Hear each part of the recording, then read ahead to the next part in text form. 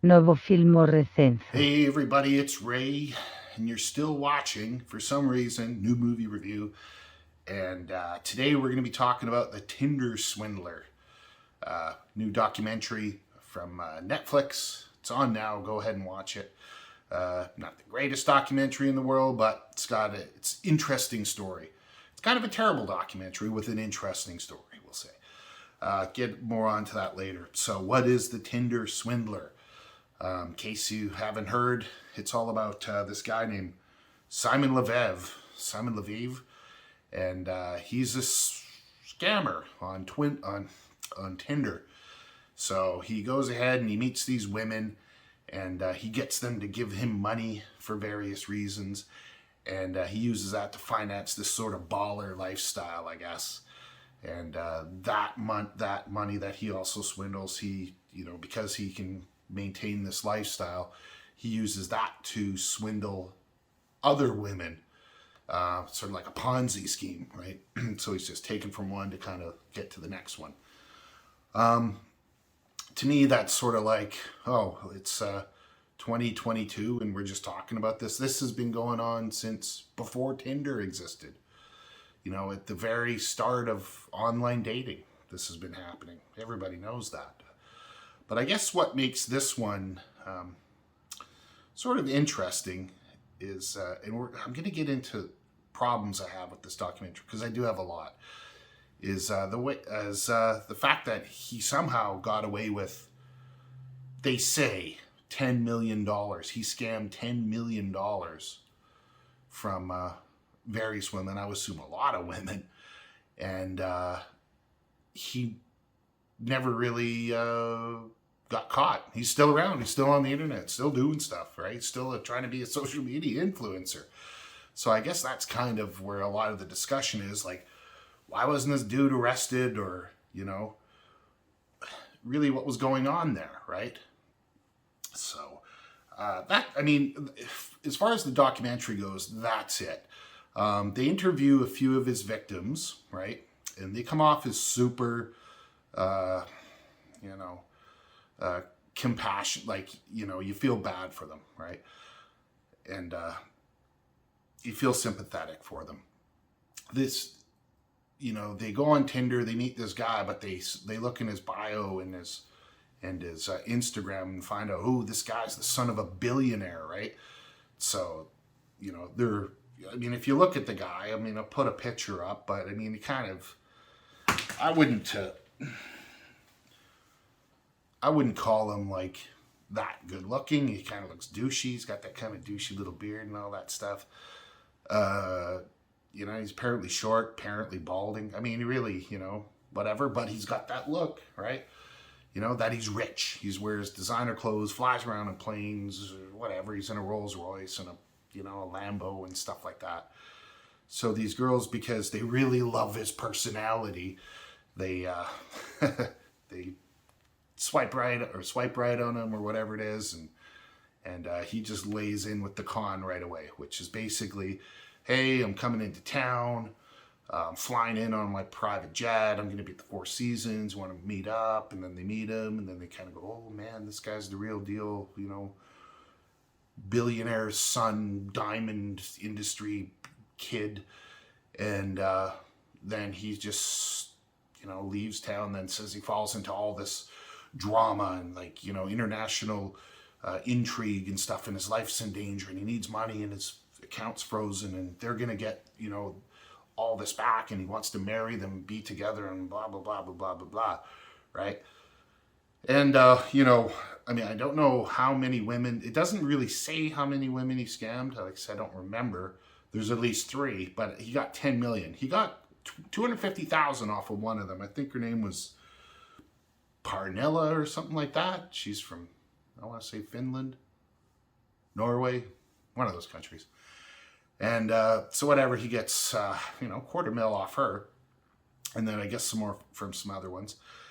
And so, the first question you're automatically faced with is, well, if this guy, right, this is where I'm coming. This is the question I have. If this guy, looking the way he does, said he worked at a warehouse.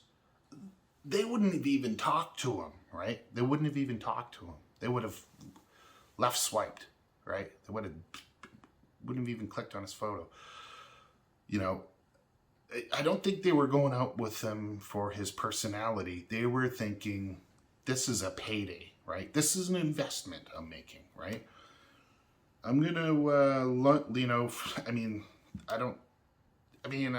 it's victim blaming. I'm victim blaming everybody, but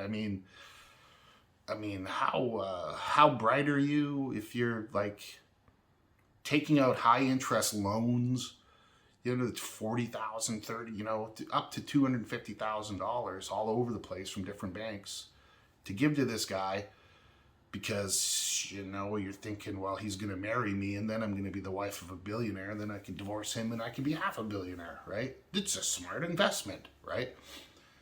So, there's that element of victim blaming, at least in my head. It's not like he's the only person who's ever done this in the history of the internet or the history of the world, right?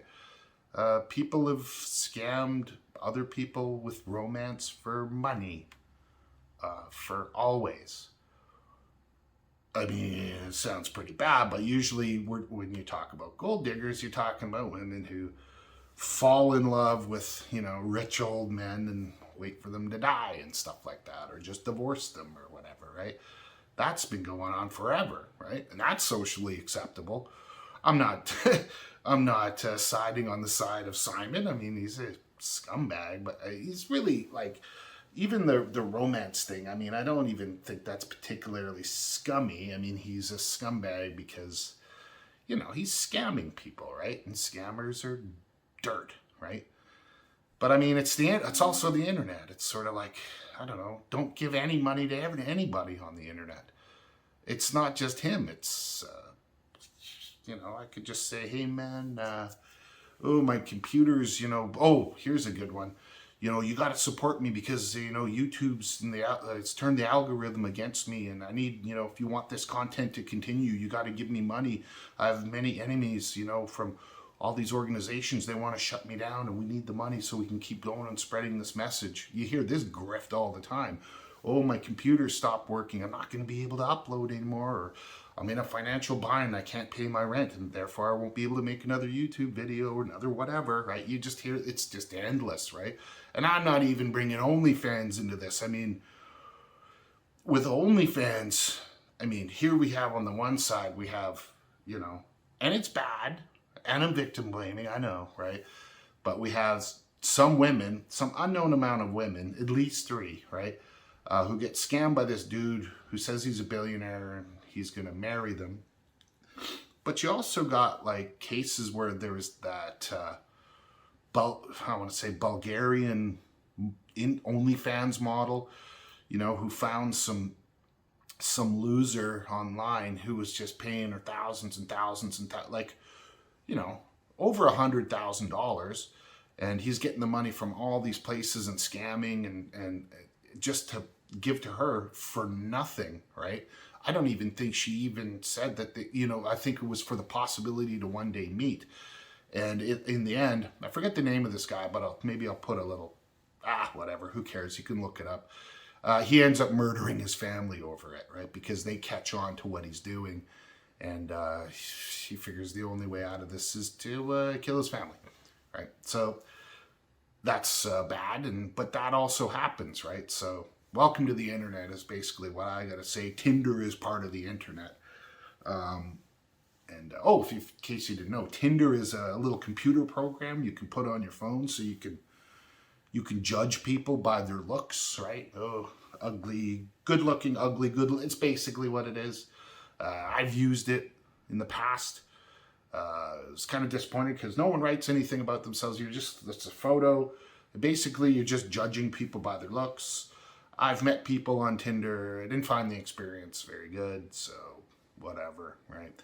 Your mileage may vary. You may love Tinder. In fact, good old Parnilla there at the end of the documentary says, I still love a Tinder, right? She still loves a Tinder. She still uses the Tinder, right? After all of that, which I'm thinking Tinder is a very, very, very big corporation. I forget the name of the parent corporation, but they own OkCupid and Plenty of Fish and Match.com and Tinder and Grindr. It's everything. It's owned by one huge conglomerate, which probably would have sued the pants off of Netflix or whoever if this woman said, "Oh, the Tinder, it enables the scammers. There's many scammers," right?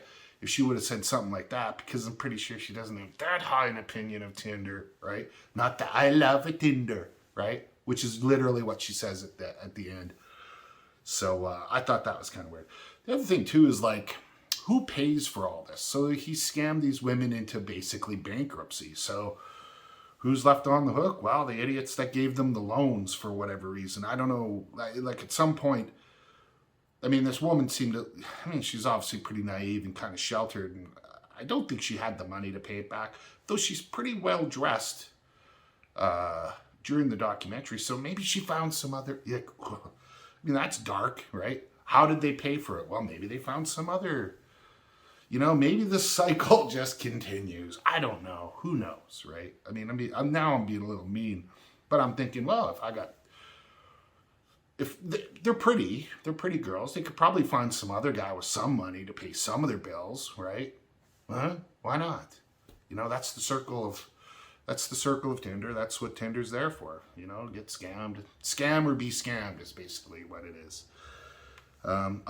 So people are, all, angry, like, why isn't this, the guy's real name is Shimon Hayut, but I think he legally changed his name to Simon Leviev, which is weird because he is impersonating a billionaire's son. Now he just took the name. Took the name and ran with it. He's still going. He's still out there. I think he's trying to do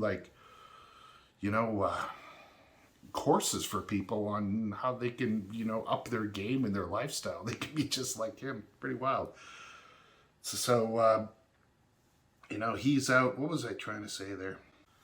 Anyways, so the documentary has its holes in it. Like, one, they keep making this claim about $10 million. He scammed $10 million. I don't think he got it he must have been hundreds of women, right? And maybe this is, rather than dully doing the story, interviewing all of them, right, which probably isn't possible, they picked 3 of the, ones with the best story. But the reality is there isn't really much of a story. It's a guy who scams a bunch of women, right? I guess the interesting part is he gets away with it, right? I think that's where I was going with this. Not only is he not in jail, he was never really even charged with anything, right? Any sort of fraud or whatever, which is oddly suspicious. He was charged with trying to get on a plane with a fake passport. One of the girls alerted Interpol or whoever that he was traveling under an assumed identity. And he got caught for that, and he did a little bit of jail time, but he never got caught anything to do with the scam, right? Which I think is very strange, right? That, maybe I'm wrong. Maybe there are warrants out for him. He's an Israeli citizen, so there's they don't have an extradition policy there. They just don't extradite. So if you're running an international scam, if you're an Israeli citizen, that's the place to be, because they won't, send you back to Finland or Denmark or whatever to get arrested. But I mean, at the same time, the guy seems to still be flying around all over the place. So to me, it's odd. It's odd that there's no consequences. Maybe there'll be some follow up to this, because there are giant holes like that. Like, it doesn't really seem like anything happened to him, right? There's no consequences. The $10 million thing, I'm skeptical about that number, right? That could be an inflated number to make it seem, like a real big story, because it's, like I said before, it's kind of boring. Like, it's really like these women talk about, I thought I met the perfect guy, and here's like how the scam went. That part's kind of interesting, the way he kind of ran it, even though it seems kind of like really sort of, jokey, right? He just scammed money from people to keep acting like he was rich, to scam more money from other people, and he just kept doing it. And then at the end, there's like, I think a woman from Holland or Dutch or whatever. And she ends up scamming him for a bunch of his clothes. So it sort of seems like, oh, now we got an ending to the story, right? Because if without it, she makes, I don't know, 10 grand off he had designer clothes and she sold them on eBay. So that's what happened to him, right? Then they kind of make like, she got back, she whatever, turned the tables on the scammer got scammed, and now, there is justice or something, but not really. The real story is he scammed a bunch of women, got away with it. He's still out there. I don't know if he's scamming anymore. Hey, man, I mean, legally, since he wasn't charged with anything, I don't even know if I can call him a scammer, right? Maybe that's libelous. I don't know, right? We'll let the courts decide that one someday. But I expect there to be some sort of follow-up or other digging into this, because I know that online other people are going, yeah, there's a lot of holes in this story, right? It's not as simple as it seems. So that's the Tinder Swindler. Terrible name. But I guess, they tried to rhyme it. It's based off, I don't know, some sort of Scandinavian magazine story. I don't know. But, it came out around Valentine's Day, so a lot of people liked it.